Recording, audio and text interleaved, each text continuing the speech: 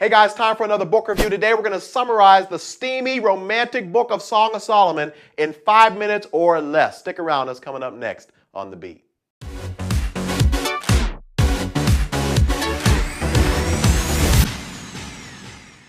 Hey everyone, my name is Alan Parr. Thank you all so much for hanging out with me today. Here on The Beat, we release a new video every single Tuesday, and today we are looking at the book of Song of Solomon. It is the steamiest book in the Bible. There's so many different interpretations of this book. I am going to take the historical, traditional approach, and we're going to look at who are the main characters, the main players of the book, and then also how does this plot unfold. And so first we have the Shulamite woman. This is a poor country peasant woman. She is the star of the show. She does most of the talking, and most of the book is centered around her. Next, we have the male lover. Some people think it's Solomon, other people think it's someone else. Either way, he is portrayed as a wealthy king who's going to sweep this poor, insecure, peasant country woman off of her feet. Next, you have this third group called the Daughters of Jerusalem, and these are like the woman's groupies. They're young women, inexperienced in matters of love, and they're kind of living their life vicariously through this woman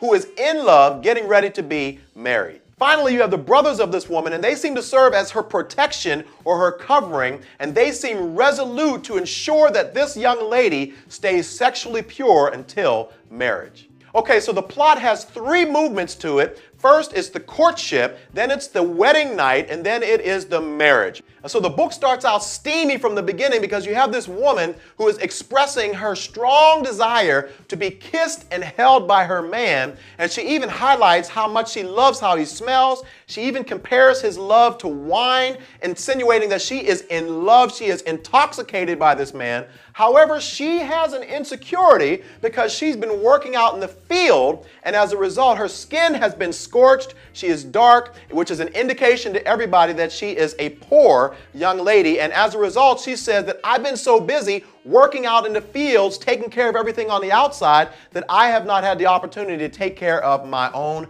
appearance. And so next we move to the wedding phase. And so before they consummate their marriage, you have this man who is describing in vivid detail his wife's body from head to toe. And so as a response, this woman now invites her now husband to completely and totally explore her body. And it is here that you have some of the most descriptive, most erotic language, not only in the Bible, but in all of Hebrew literature. As a matter of fact, it was feared that this book was so erotic that it would actually encourage some people to lust while reading it. But the purpose is to illustrate and celebrate the sexual relationship between a husband and a wife in a God-honoring marriage. And so next we move to the third and final phase of this book, which is the marriage. And so just like every couple has disagreements, this couple's first argument centers around, you guessed it, sex. So the story goes down like this. This dude comes home one night, he's excited, and he makes it known to his wife that he wants to be intimate with her. She comes up with some excuse and says, hey, it's too late, I've gotten ready for bed, I've already put my clothes on, it's inconvenient for me to meet your needs. This dude gets upset, he leaves the house. Later on, she feels guilty for turning him away, and then she goes and chases after him, and then the two come together again and reunite and reaffirm their commitment to one another.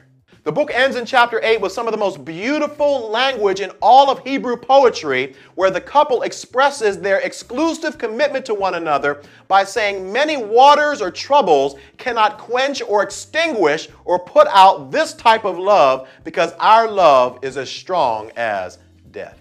So I hope this little overview will whet your appetite and will encourage you to study this little book on your own as it highlights the joys of courtship and marriage. I plan to do a follow-up video sometime in the future where I'll bring out 5 or 6 principles that we can apply whether you're dating or you are married. So stay tuned for that video in the future. If you found this video helpful in any way, feel free to share it with a friend. Also, if you haven't done so already, I would love it if you would subscribe. Check out some of the other videos on my channel. I'd love to hear your thoughts. If you have any questions or comments, leave them in the comment section below. Thank you all so much for watching, and I'll see you next time on The Beat.